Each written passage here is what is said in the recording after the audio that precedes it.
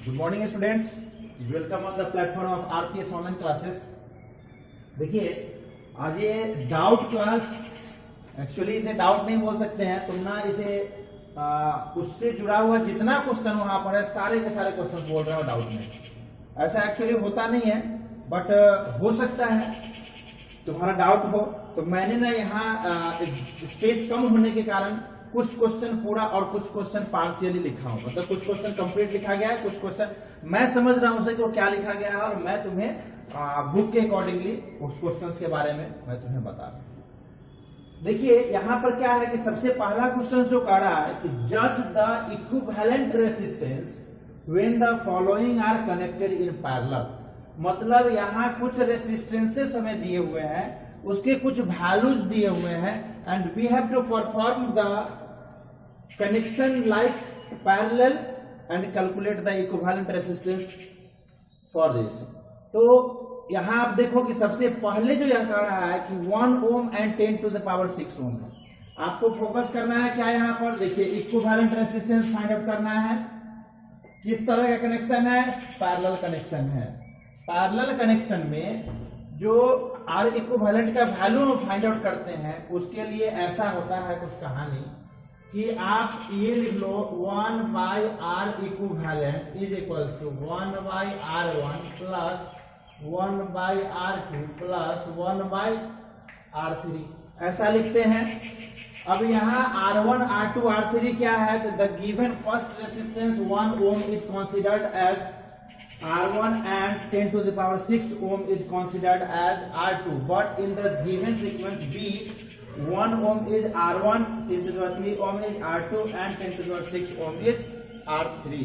अब यहाँ इसको कैलकुलेट कर, आइए कैलकुलेट कैसे करते हैं। जस्ट इस पे वैल्यू फीड कर दीजिए 1 by 1 plus 1 by 10 to the power 6 ohm. Are you getting my point? Okay, LCM कितना होगा? 10 टू द पावर 6, ऊपर कितना होगा? 10 टू द पावर 6 प्लस 1। अब आप देखो यह 10 टू द पावर 6 मतलब इतना बड़ा, इतना हेवी नंबर है, उसके साथ 1 ऐड कर दो या सब्सट्रैक्ट कर दो, it doesn't matter. Main matter is that कि which one is greater. Here 10 to the power 6 is the greater value, so we will get 10 to the power 6 by 10 to the power 6, but this is 1 by r equivalent, ये है 1 by r equivalent is equals to 10 to the power 6 by 10 to the power 6। तो r equivalent is equals to क्या होगा? r equivalent is equals to 10 to the power 6 by 10 to the power 6, cut करेंगे 1 आएगा, is equals to 1 ओम इसका answer होगा। समझ रहे हैं कितना आया? इसका आर इक्विवेलेंट 1 ओम आ गया। पैरेलल कॉम्बिनेशन में इस फर्स्ट का आंसर 1 ओम आया आर इक्विवेलेंट। इसी तरीका से यहाँ 3 रेसिस्टेंस दिया हुआ है, तो 3 रेसिस्टेंस के लिए हम लोग फिर से कर लेंगे और उसका भी कनेक्शन होने के बाद आर इक्विवेलेंट फाइंड आउट करेंगे। आर इक्विवेलेंट फाइंड आउट कैसे करोगे आप? जैसे अभी हम लोगों ने उस ए टर्म को किया है 1 बाई 1 प्लस यहां पर कर दीजिए 1 बाई 10 टू द पावर 3, इसको भी कीजिए 1, पहले यहां ए करो आप 10 to the power 6 and 10 to the power 3, LCM ले लीजिए। जस्ट दोनों में से कोई डिफरेंस नहीं है। यहाँ अगर कुछ डिफरेंसेस होते तो हम इसको फिर से करते, वहां 10 to the power 6 and 10 to the power 3 दोनों में एलसीएम ले लीजिए, 10 टू द पावर 6 आ जाएगा। फिर उसके बाद हम लोग जो सोल्व करेंगे जस्ट फ्रैक्शनल एडिशन का जो मेथड होता है, न्यूमरेटर डिनोमिनेटर वाला जो एडिशन का मेथड होता है, उसके अकॉर्डिंगली इसको भी सोल्व करके इसका भी आंसर अप्रोक्सीमेटली 1 ओम ही आएगा, क्योंकि ये सारे ऊपर जाएंगे और फिर इस तरीका से करेंगे तो इसका भी अप्रोक्सीमेटली, एग्जैक्टली नहीं आएगा, अप्रोक्सीमेटली आ जाएगा। ठीक है, एक तो हमने कर दिया, दूसरा खुद से कर लो। अब देखो दूसरे क्वेश्चन में, यहां देखो, यहां कह रहा है a electric lamp, an electric lamp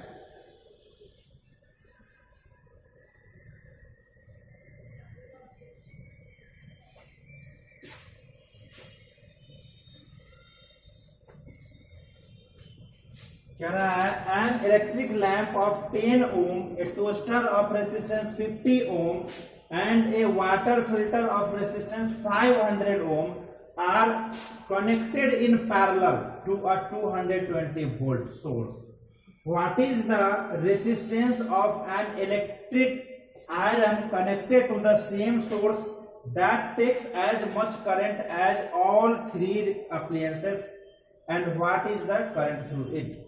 यहाँ पर क्या करना है, देखो कि पहले जितने भी दिए हुए हैं, इलेक्ट्रिक लैंप है, टोस्टर है, वाटर फिल्टर है, यह सब पैरेलली डोमेस्टिक सर्किट में पैरेलली कनेक्ट किया हुआ रहता है. तो इसका आर इक्विवेलेंट निकाल लो. अब आर इक्विवेलेंट निकालने के बाद कह रहा है कि resistance of an electric iron कितना होगा, जो इतना करंट जो इससे भी ड्रॉ करे उसको भी उतना ही करंट भी ड्रॉ करे, और उस करंट का वैल्यू कितना होगा. तो हम लोग इसका आर इक्विवेलेंट फाइंड आउट कीजिए, और यहाँ आर आ जाएगा, वोल्टेज दिया हुआ है, फिर ओम्स लॉ लगा दीजिए, V equals to I R, वहां से हमको उससे फ्लो होने वाले करंट का वैल्यू मिल जाएगा. आइए देख लेते हैं. पहला दिया हुआ है R1 कितना दिया, RL कर दीजिए, R लैंप है 10 ओम. दूसरा टोस्टर, तो इसको क्या करोगे, RT कर दो, RT हो गया 50 ohm. And a water filter, तो RW कर दो, वाटर फिल्टर का रेसिस्टेंस हो गया 500 ओम. ठीक है, चलिए इसका ये कैसे कनेक्शन है, तो यहां भी कह रहा है connected in parallel to 220 volt, connection parallel में है. तो इसको आप इस तरीका से करो, यहीं पे लिखते हैं, पैरेलल में है तो 1/R equivalent is equals to आ जाएगा आपको कितना, 1/RL plus 1/RT plus 1/RW is equals to 1/10 plus 1/50 plus 1/500. अब इसका सॉल्यूशन कर लो, फ्रैक्शनल मेथड में आता है, उस फ्रैक्शनल मेथड से इसका सॉल्यूशन करके, और तब R इक्विवेलेंट तुम्हें आ जाएगा 31.25 ओम. इसका फ्रैक्शनल मल्टीप्लाई, ये जो फ्रैक्शन मेरा कहने का मतलब है कि न्यूमरेटर डिनोमिनेटर वाला जो सम, एडिशन, सब्ट्रैक्शन जो होता है, उसके बेसिस पर इसका सॉल्यूशन निकालेंगे. तो आर इक्विवेलेंट इतना आएगा. इसको 10, 50 और 500 का एलसीएम ले लीजिए, एलसीएम लेकर के जो सम करना है, सम करके, और जो 1/R इक्विवेलेंट आएगा उसको एक बार रेसिप्रोकल कर दो, फिर ये तुम्हारा आ जाएगा. तो ये जो 31.25 आया, वही रेसिस्टेंस का वैल्यू होगा किसका, उस एप्लियंसेस का. तो करंट कितना उससे फ्लो होगा, उस करंट का वैल्यू देखो. करंट का वैल्यू इक्वल्स टू लिख सकते हो as we know that, या as we know that मत लिखिए, according to the Ohm's law V is equals to IR. So I is equals to V by R is equals to voltage कितना है, voltage से connect कर रहा है, याद देखिए 220 वोल्ट.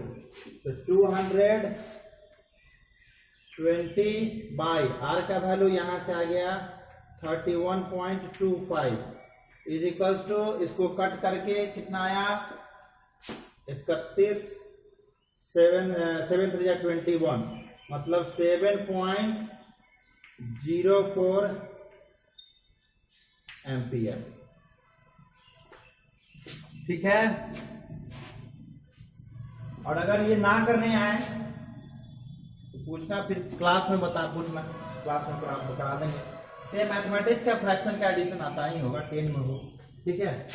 चलिए ये हो गया क्वेश्चन।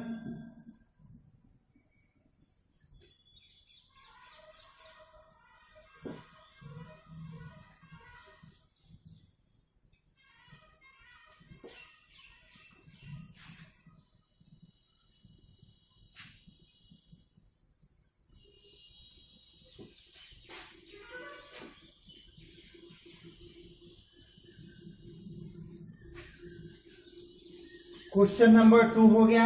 आइए 3 पे। 3 कह रहा है एडवांटेज ऑफ पैरेलल कॉम्बिनेशन। ये जो पैरेलल कॉम्बिनेशन होता है उसका एडवांटेज क्या क्या है। देखिए इसका फर्स्ट एडवांटेज ये हुआ, the voltage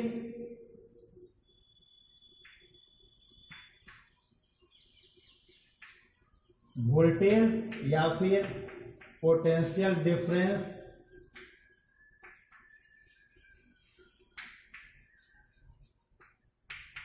is constant.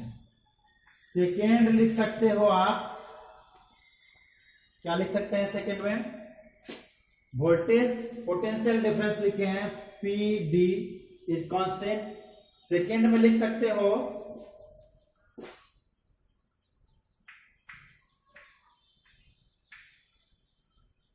The load या फिर रेसिस्टेंस लिख लो।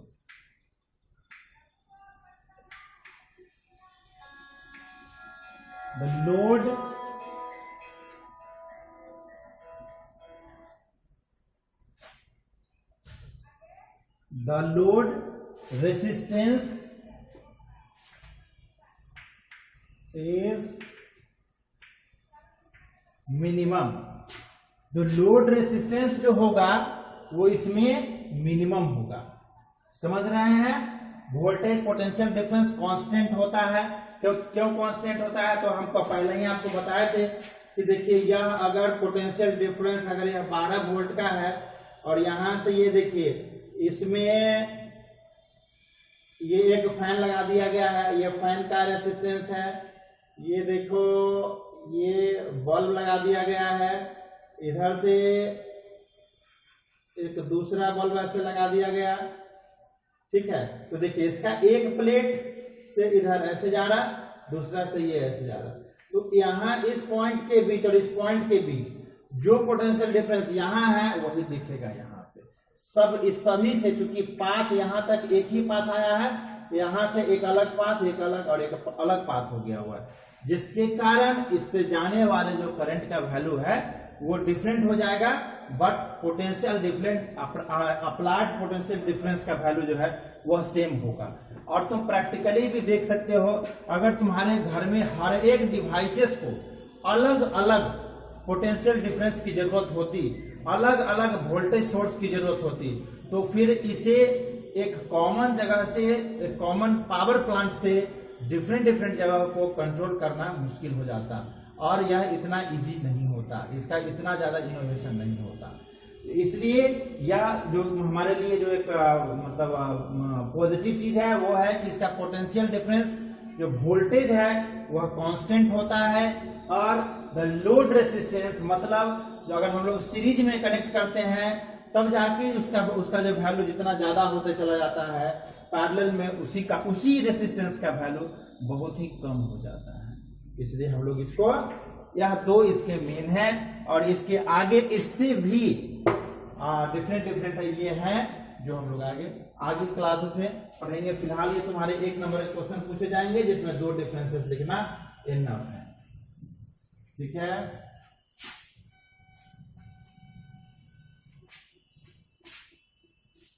चलिए उसके बाद आता है हाउ कैन 3 रेसिस्टर, दिया हुआ है क्या यहाँ पर 3 रेसिस्टर 2 ओम 3 ओम 6 ओम, 2 ओम 3 ओम 6 ओम, यह 3 रेसिस्टर दिया गया हुआ है और हमें चाहिए we need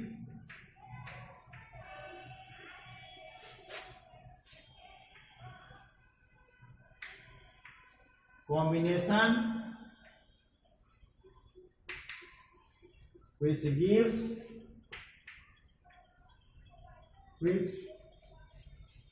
will give R equivalent, A में दिया है तुम्हें 4 ओम, B में दिया है 1 ओम। ठीक है, कोई दिक्कत तो नहीं होना चाहिए। अगर कांस्टेंट होकर के सीरियसली स्टडी कर रहे हैं तो दिक्कत नहीं होना चाहिए। आइए देखते हैं 4 ओम। अगर देखो एक चीज और माइंड में रखना, यह जो फॉर्मेट है खास करके बोर्ड में पूछ रहा है, बार बार एक बार पूछा गया इस क्वेश्चन को, तो इसमें यह इतने सारे दिए हुए हैं और हमें जो वहां वैल्यू दे रहा है उसको फाइंड आउट करने से पहले हम देखेंगे कि दिए हुए वैल्यू से जो रिक्वायर्ड वैल्यू है वो ज्यादा है या कम है। जो दिया हुआ वैल्यू है उससे ज्यादा है या कम है।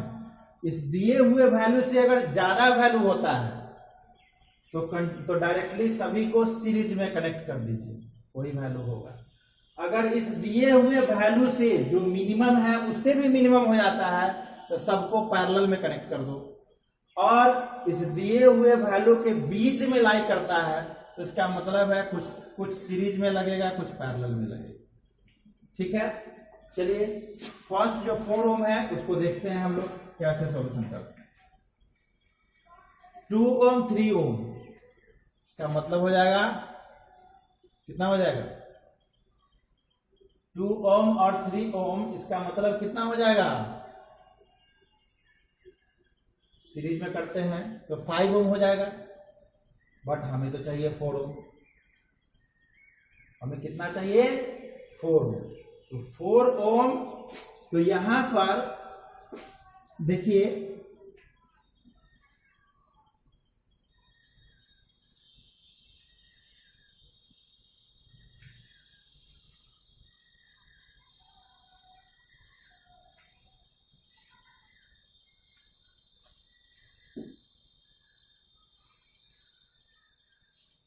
ये तो हमें पता है कि इसमें जब फर्स्ट जो 4 ओम है मतलब इस मिनिमम से और हायर के बीच में लाई कर रहा है, इसका मतलब इसमें से कुछ पैरेलल में होगा, कुछ सीरीज में होगा। तो यह दो रेजिस्टेंस पैरेलल तो है, लेकिन कौन सा है तो देखिए एक मिनट के लिए। ये अगर 2 ओम लेते हैं और ये 3 ओम लेते हैं और इसको हम 6 ओम लेते हैं, ठीक है, तो कैसे आता है?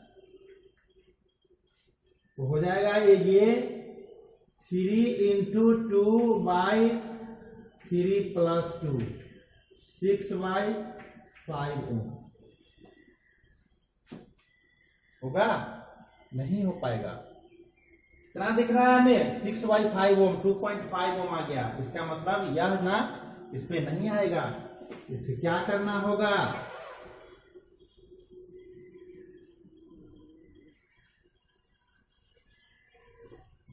अब तुम्हारे माइंड में डायरेक्टली आ रहा होगा कि इसका ऑप्शन क्या हो जाएगा। तो यहां पर रख दीजिए 6 ओम, यहां पर रख दीजिए 3 ओम और ये लगा दीजिए 2 ओम। अब देखिए आर इक्विवेलेंट, तो पहले ये पैरेलल कॉम्बिनेशन हो गया ये वाला। ये पैरेलल कॉम्बिनेशन का आर इक्विवेलेंट कैसे फाइंड आउट करते हैं? अब उसे याद रखना सीख लो। R1 R2 by R1 plus R2, it will give 6 into 3 by 6 plus 3 is equals to 18 by 9 is equals to 2 ओम। इतना का वैल्यू कितना हो गया? 2 ओम हो गया। अब इसको हम लोग रिप्लेस कर सकते हैं यहां से, इसको एलिमिनेशन मेथड भी बोलते हैं। ये हो गया तुम्हारा 2 ओम। अब इसके बाद फिर से जो final R equivalent find out करना होगा। R equivalent is equals to, अब हो गया ये सीरीज में हो गया, ये पैरेलल था, ये सीरीज में हो गया। तो 2 ohm plus 2 ohm is equals to 4 ohm. Answer first का ये वाला आ गया, 4 ओम आ गया।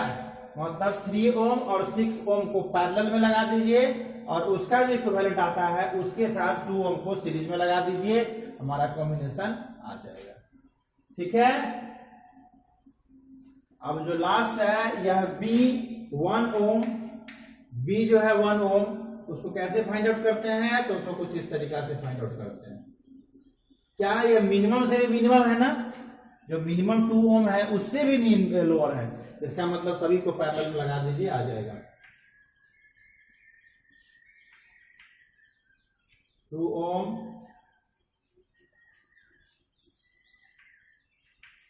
3 ओम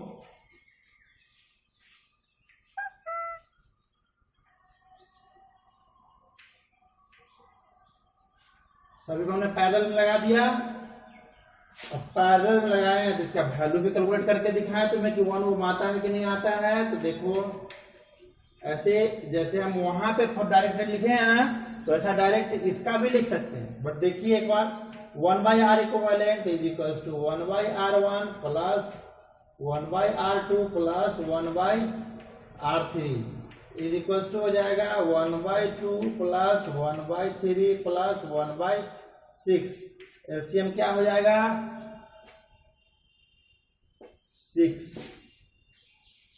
ठीक है, 2 से 3 2 जा 6, 3 से 3 2 जा 6, 6 का 1, it means 6/6 is equal to 1। एक बार यह आर इक्विवेलेंट